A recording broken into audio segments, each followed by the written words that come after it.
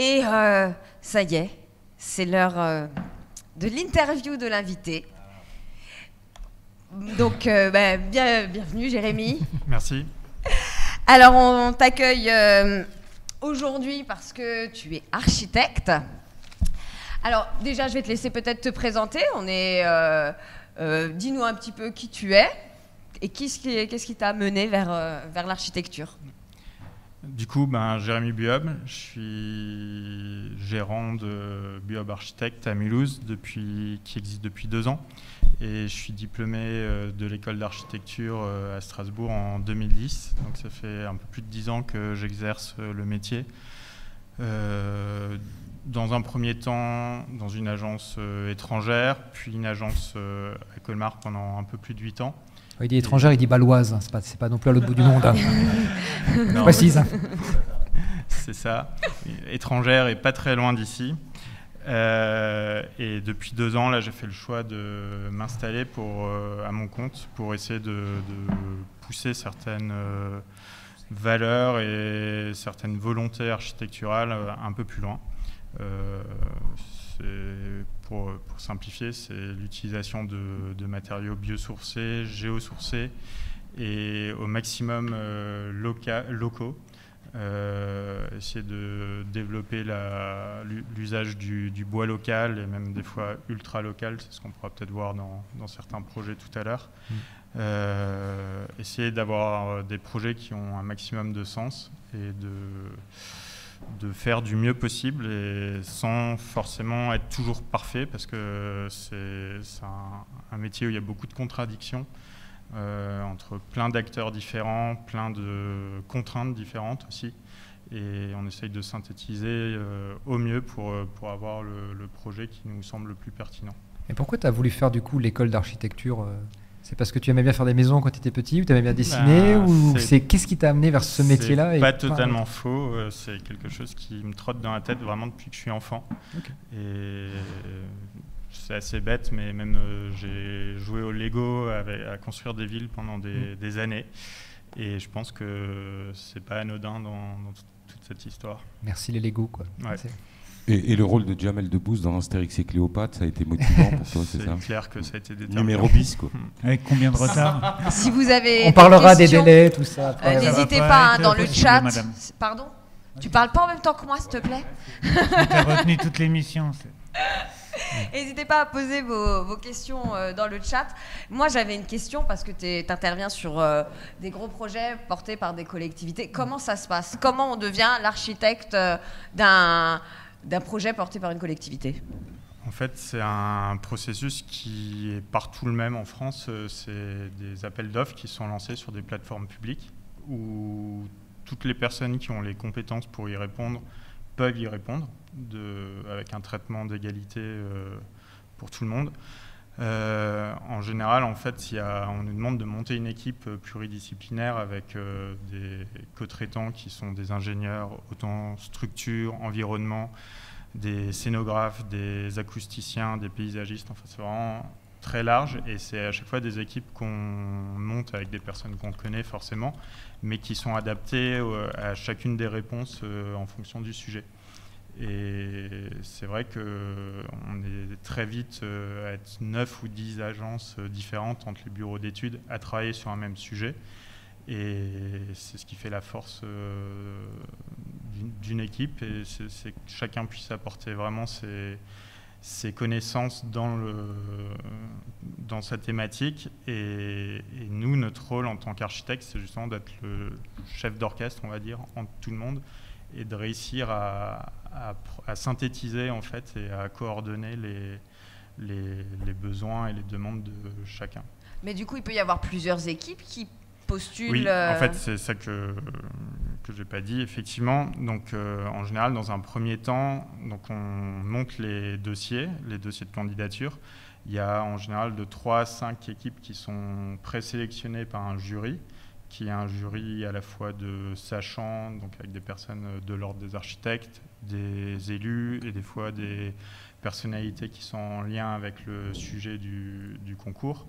Et donc il y a un certain nombre d'équipes qui répondent. C'est souvent sur base de références et de compétences. Donc c'est-à-dire que pour construire une école, en général, il faut avoir déjà construit plusieurs écoles. C'est ce qui est un peu compliqué. Oui. Et c'est par le jeu des associations, comme ce qui a pu être mon cas pour le groupe scolaire des Coteaux à Mulhouse, où je suis associé avec une agence parisienne qui est l'atelier Philippe Madec, qui, elle, a des références en groupe scolaire. Et moi, j'avais aussi des références de mes jobs précédents. Et en faisant valoir ces différentes références, on a réussi à être sélectionné, par exemple. Et donc après, une fois qu'il y a une sélection restreinte de 3 à 5 agences, il y a un concours en général où tout le monde a le même cahier des charges et on présente chacun anonymement un rendu qui est à la fois sur des planches graphiques et sur un dossier technique et financier et autres encore. Et le jury se réunit à nouveau. En général, c'est le même jury qui a présélectionné les premiers dossiers. Et le jury analyse les différentes propositions qu'il y a pu y avoir et délibère pour choisir un projet gagnant.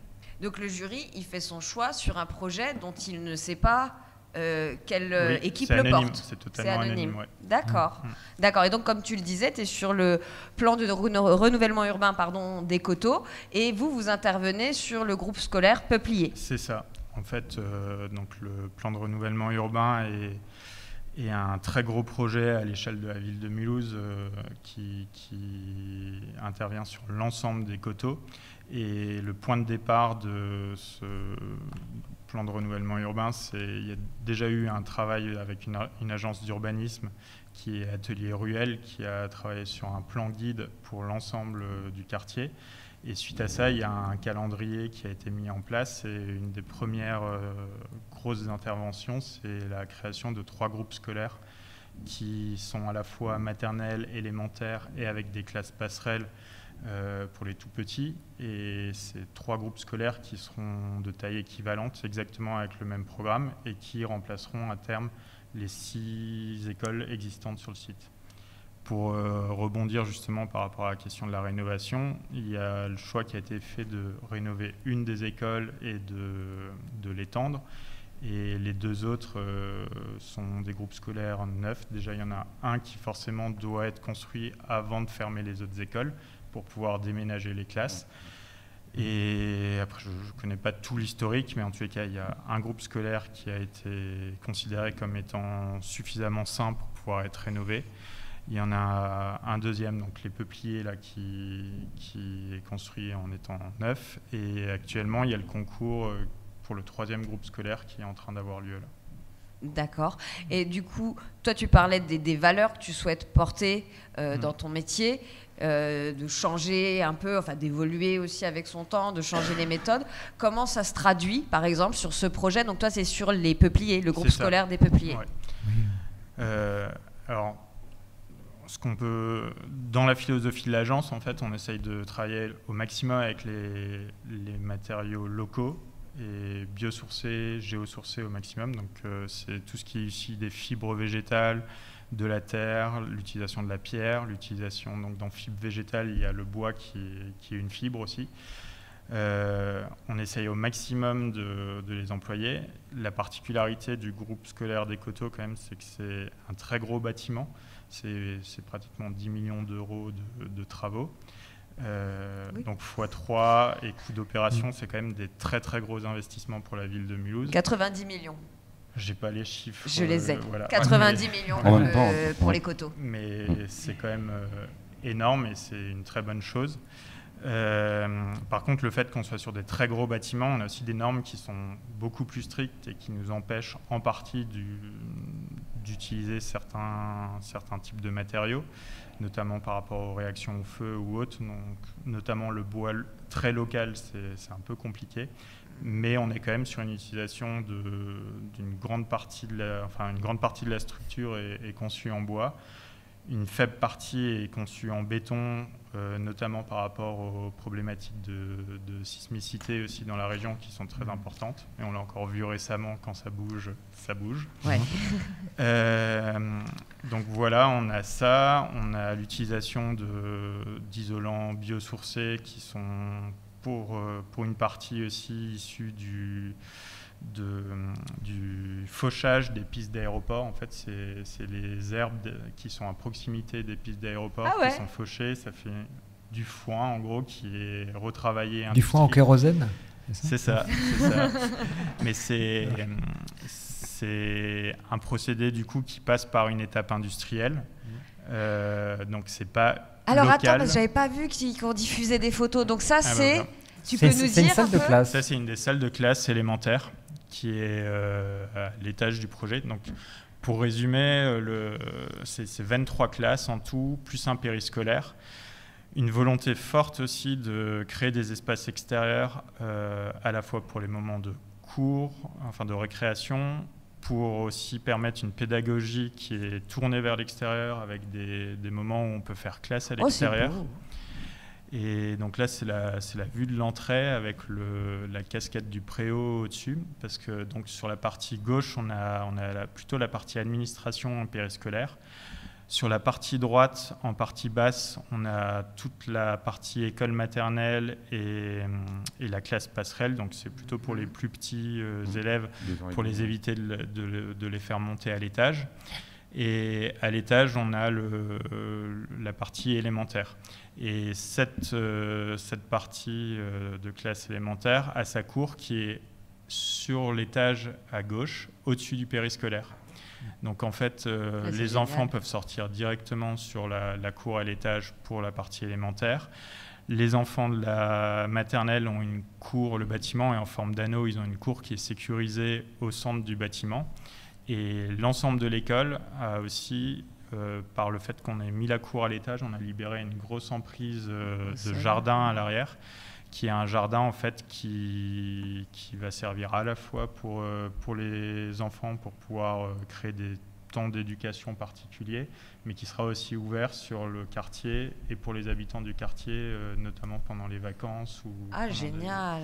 des périodes hors temps scolaire. Puis c'est un vrai projet sobre, parce qu'on le voit sur la photo de la salle de classe. Il n'y a pas de tableau blanc interactif. On a un bon vieux tableau à la craie. Quoi. Alors, je ne sais pas si ça sera dans la réalité comme ça, mais voilà. Non, mais c'est plutôt le cas. Et même, on a poussé la démarche plus loin, dans le sens où, alors, par exemple, si on prend l'exemple de la salle de classe, autant tout ce qui est luminaire, c'est des choses qui sont gradables directement avec la lumière extérieure, donc ça adapte aussi l'intensité lumineuse. C'est des produits qui sont fabriqués en France. Enfin, on essaye de prescrire au maximum des produits qui sont les plus locaux possibles. On a un système de ventilation qui est vraiment très particulier sur le groupe scolaire, qui est de la ventilation naturelle. C'est quelque chose qui n'a jamais été fait dans la région Grand Est, et en fait on a plus de VMC.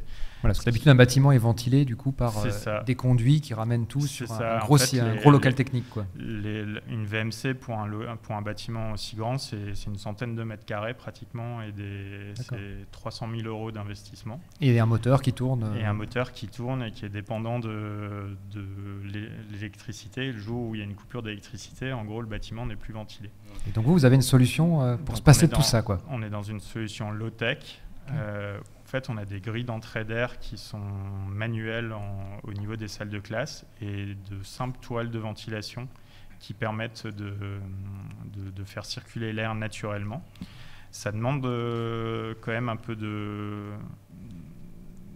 d'organisation en termes de personnel aussi. Donc dans ces bâtiments, en fait, on a souvent un personnel d'entretien qui est là le matin et le soir, qui ouvre le bâtiment, qui le prépare et qui le prépare à la fin de la journée aussi, pour que ça soit prêt pour le lendemain.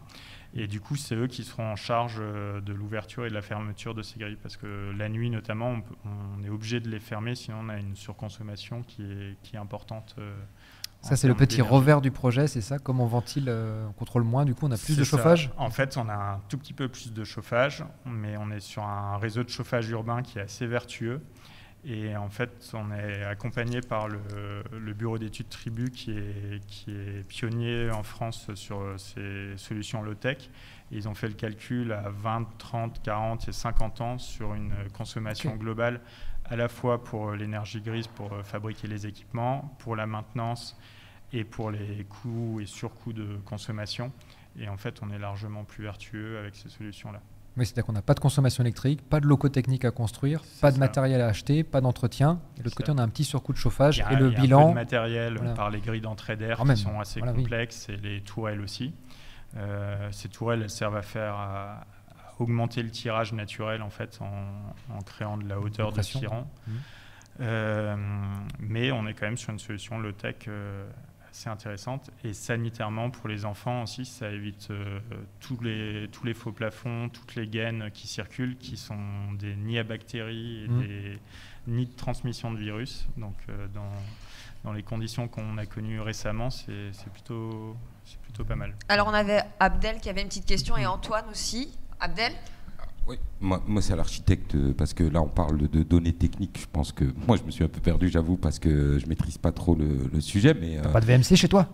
J'imagine qu'il y aura un surcoût, forcément, et c'est un choix politique, hein, du coup le surcoût. Mais moi c'était plutôt sur la dimension humaine, parce que en tant qu'architecte, j'imagine que vous construisez aussi des bâtiments pour que les comportements humains évoluent aussi à travers leur bâtiment, parce qu'on sait qu'une école c'est quand même un carrefour de pas mal de soucis. Alors c'est beaucoup de choses, une école, hein. C'est un endroit où on devient citoyen, c'est un endroit où on transmet le savoir, mais c'est aussi un endroit où on apprend à vivre avec les autres. Et je pense que ça c'est rentré en compte. Ça c'est juste ma première question. Il y a juste une sous-question derrière. Du coup, est-ce que vous faites participer le personnel éducatif aux réflexions?